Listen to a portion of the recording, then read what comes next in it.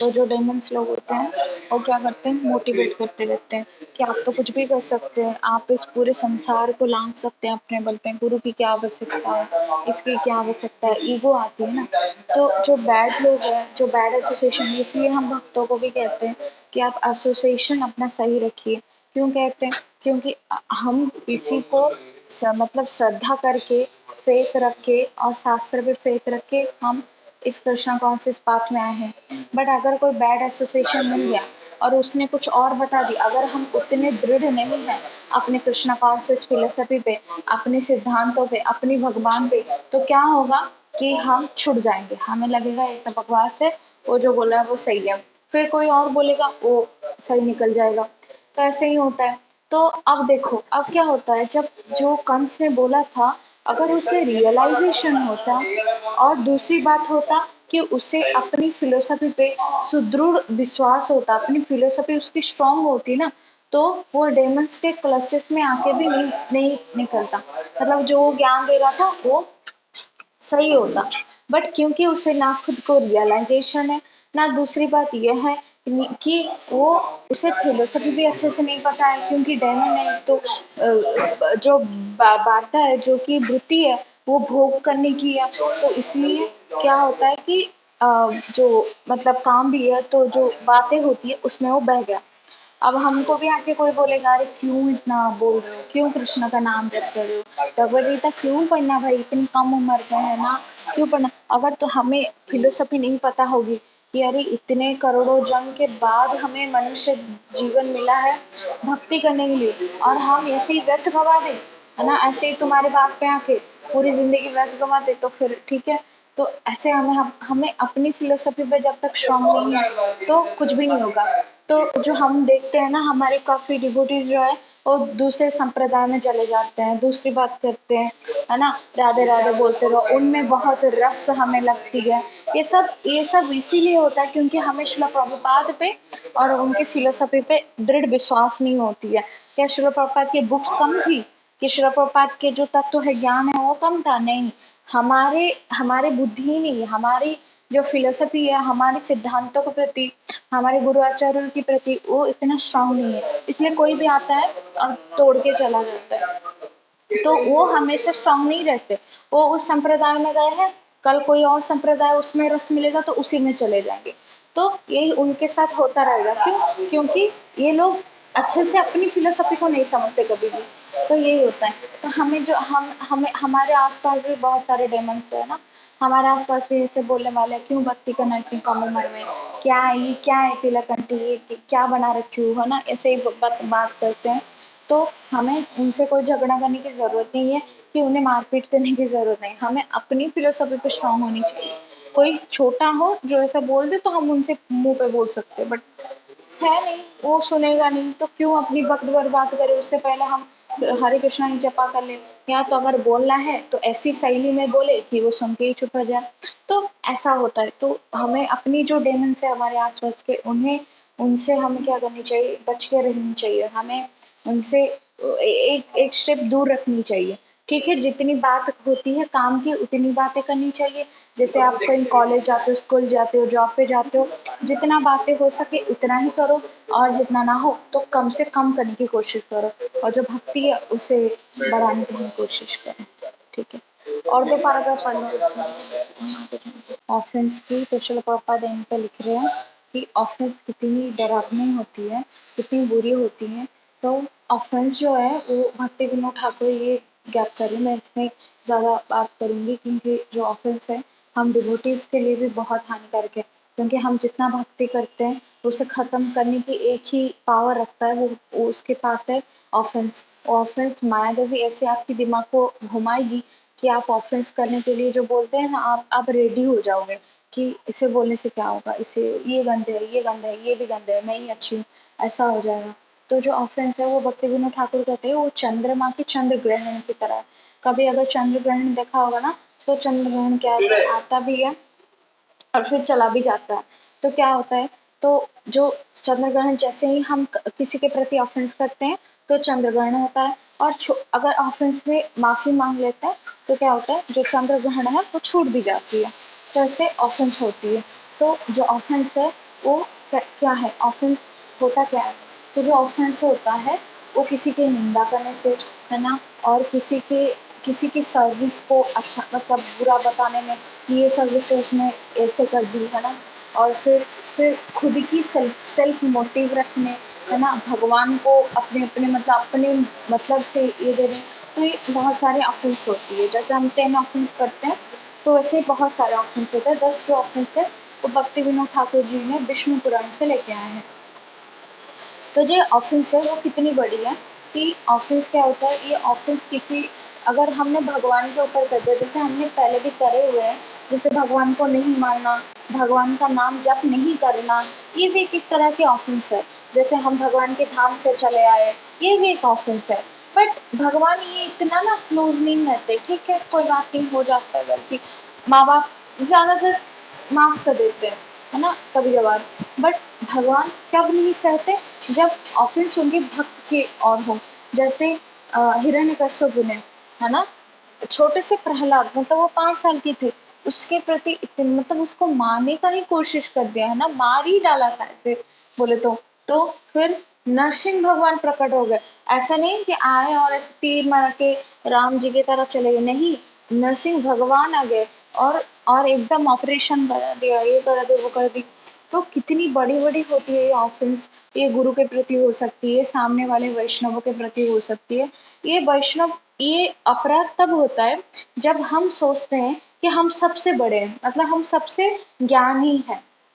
जैसे अगर हम ये सोचें कि वो डिवोटी, ये डिवोटी, ये डिवोटी, इनसे तो हम ज्ञानी है, ये डिवोटी, ये आचार्य, ये सन्यासी, इनसे तो हम अच्छे ही हैं, है ना। जब हम ये सोचे कि हम दासों के दास है, तो ठीक है, हम ऐसे बोलते हैं कि हम तो आपकी दास की दास की दास है, हम तो आपके चरण के रज के समान भी नहीं है, हम तो कीड़े मकोड़े हैं, है ना, ऐसा हम बोलते हैं। पर पीछे जाके क्या करते हैं, पता है, वो माता जी ना आज ऐसे कपड़े पहन के आई थी। अरे भला कोई जाके कोका कोला पीता है क्या रास्ते में? ऐसे वक्त होते हैं क्या फिर? मतलब ऐसे ऐसे बात करने लगते हैं। तो फिर क्या होता है कि हम जो स्थिति लेके चल रहे हैं कि हम दास के दास बनना चाहते हैं, हम चाहते हैं कि एक्चुअली में हम मास्टर बने, क्योंकि हम जिसे नीचा दिखाते हैं तो हम उसे सुधारना चाहते हैं, तो हम बोलेंगे हम तो आपके मास्टर है। हाँ, ये कई कई ऊपर लागू होते हैं। जैसे हमारे शिक्षा गुरु हो गए, हमसे ऊपर के वैष्णव जो उम्र में भी बड़े हैं और भक्ति में भी बड़े हैं, उन पे हो गया, वो हमें बोल सकते हैं कि आपको ऐसा नहीं करनी चाहिए। तो ऐसा नहीं कि उसके पीछे चुगली करे। अगर आपको पसंद नहीं आया उनका बाहर का खाना खाना, आपको पसंद आया नहीं आया उनका पहनना, है ना, वो हॉट पैंट पहन के चल रही है वो माता जी, वो पसंद नहीं आया, अब सामने आके बोली कि माता जी आप एक वैष्णवी है और ऐसे कपड़े आपको शोभा नहीं देते। तो अगर वो कहे कि ठीक है हम नहीं पहनेंगे आगे से, हमें माफ कर दीजिए, तो बहुत अच्छी बात है। और अगर वो ना माने तो उनपे उनके वैष्णवों के ऊपर, उनके गुरु के ऊपर बात है, हम बोल सकते हैं, हमें हमारी उतनी अधिकार है। बट हम चुगली करे जाके पीछे कि अरे देखो वो माता जी ऐसी है, वो प्रभु जी, वो माता जी देखो कैसे बात कर रहे थे, हमने देख लिया था उसके पीछे। ऐसा ऐसा ना हमारी दिमाग यही होती है ना, हम इसलिए चुगली करते हैं, हम सबकी निंदा करते हैं, है ना। हमारी जितनी अधिकार है हमें उतनी तक रहनी चाहिए। कोई हमारी बात को मान रहा है तब तक हमारी जो सराउंडिंग है वो हमें रखनी चाहिए। एक डिवोटी होने के दौरान हमारी किनके ऊपर अधिकार है, चलो ये डिवोटी के ऊपर अधिकार है और इनके ऊपर, क्योंकि ये हमारी बात भी मानते हैं, उम्र से भी छोटे हैं और बहुत ही अच्छे हैं, हमारी बात भी मानते हैं। तो हम बात करते हैं कि ये आपको नहीं करनी चाहिए। अगर कोई बड़े वैष्णव है तो उनके ऊपर छोड़ दे, उनके गुरु है, वो देख लेंगे, हम क्यों अपना वक्त बर्बाद करें, इससे तो हम हमारा 2 राउंड और हो जाता।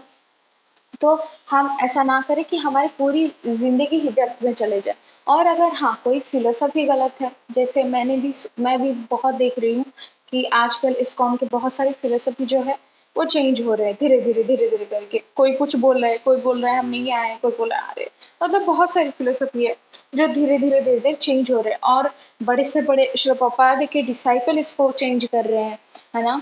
तो बहुत सारे सन्यासी ये चेंज कर रहे हैं, कोई-कोई भक्त चेंज कर रहे हैं, है ना? ऐसे भी है।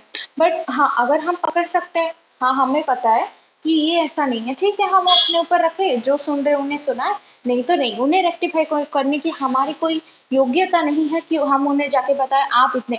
क्योंकि वो 50-60 साल ऑलरेडी भक्ति कर चुके हैं, ऑलरेडी उनका हो गया। और एक तो अगर फिलोसफी में मिस्टेक रह गया होगा जो उन्हें नहीं पता होगा, वो कहीं ना कहीं उन्हें फ्यूचर में या बाद में पता चल जाएगा। यही हुआ तो भी कोई बात नहीं, क्योंकि कम से कम सबको गोलक जाने के बाद सब पता चल ही जाती है ना, तो हो ही जाता है। तो एक दो फिलोसफी के लिए हम ये कर दे कि भाई 60 साल की भक्ति क्या है, कुछ भी नहीं है, एक फिलोसफी तक नहीं पता, ऐसा हमें नहीं करनी चाहिए। जो तो हमारे जो जो अधिकार है हम उन पे ही रहे और उन पे ही बात करें। मतलब मेरा ये सेल्फ रियलाइजेशन है। मतलब हम कभी कभी ना अधिकार बियॉन्ड भी जाके बात कर लेते हैं कि अरे ये महाराज ने ऐसा क्यों कहा, ऐसा तो नहीं है, नहीं लिखा है, श्रील प्रभुपाद खुद उसे डिफीट कर रहे हैं, तो मैं भी ऐसी थी। तो फिर मुझे भी किसी ने, किसी बड़ी माता जी ने बताया कि नहीं, हमारी भी कोई अधिकार की सीमाएं होती है, हम मंगल आरती में उठ जाए वही बड़ी बात होती है, हमें ऐसा नहीं करनी चाहिए। ठीक है, वो बाद में देख लेंगे वो अपना। तो ऐसा ही होता है। तो ऑफेंस से हमें जितना हो सके उतना बचना चाहिए और ऐसा करना चाहिए। तो जो भक्तों की जो अपराध है हमें बचना चाहिए। और भगवान के प्रति क्या क्या अपराध होता है, जो गुरु वाक्य को नहीं मानते वो भी भगवान के प्रति एक अपराध ही होता है। ठीक है, तो जो हमारे गुरु वाक्य है, जैसे श्रील प्रभुपाद की बुक्स को डेली पढ़ना, 16 माला जप करना, 4 रेगुलेटरी प्रिंसिपल का पालन करना, और ये जनरल इंस्ट्रक्शन है सबके लिए। और आपके गुरु ने अगर आपको कोई पर्सनल इंस्ट्रक्ट दिया है, टेम्पल बनाना हो, भक्तों को साइंटिफिक प्रीचिंग करना हो, जो भी हो, तो उसे अच्छे से करना ये बहुत ज़रूरी है। तो इस पे होता है। और जो यहाँ पे एक टॉपिक आती है कि जो ब्राह्मण है, वैष्णव है, कैसे वो डेमन्स, मतलब जो एडवाइस है वो डेमनिक है ना, जो कंस को अभी मिल रहा है। हाँ, एंड ऐसे ही बात हो रही है आई थिंक। तो जो ऑफेंसिव, ऐसा ऑफेंसिव माइंड भी हो जाता है, ऐसी बात नहीं है, तो हमें इसे बच के रहनी चाहिए। ओके, ठीक है, किसी का कोई प्रश्न है पूछ लो, नहीं तो एंड करते हैं।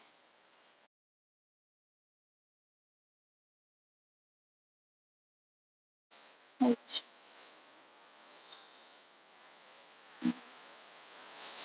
हम्म, हाँ हाँ हाँ। हम्म। हाँ हाँ हाँ।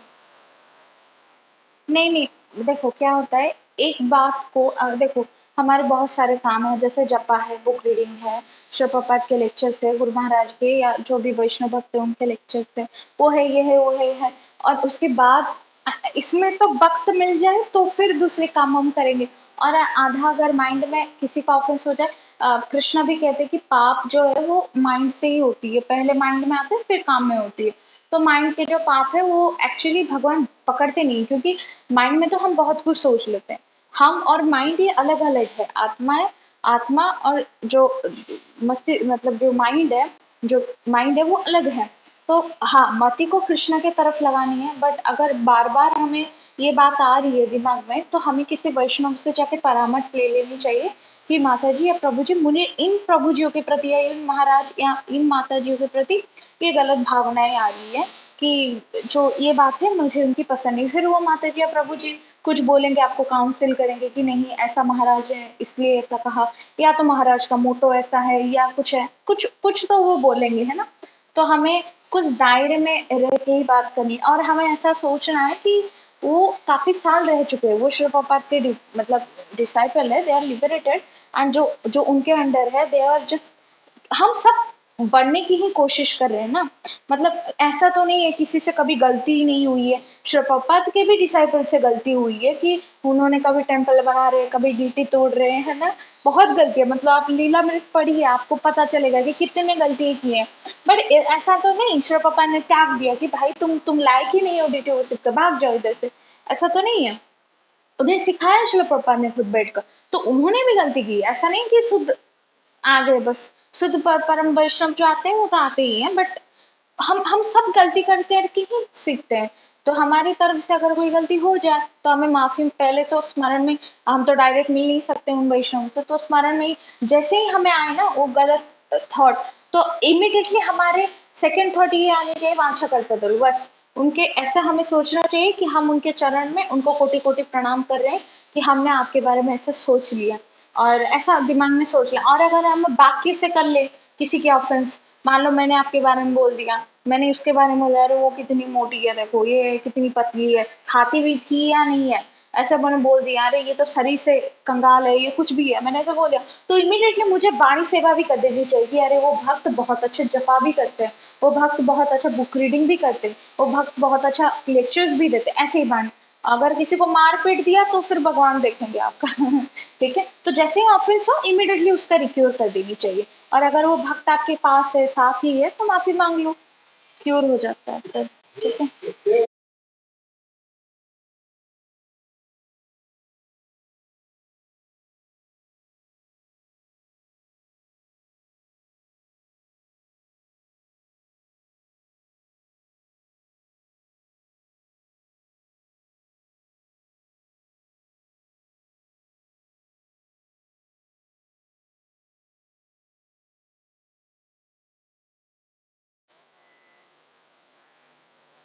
हम्म।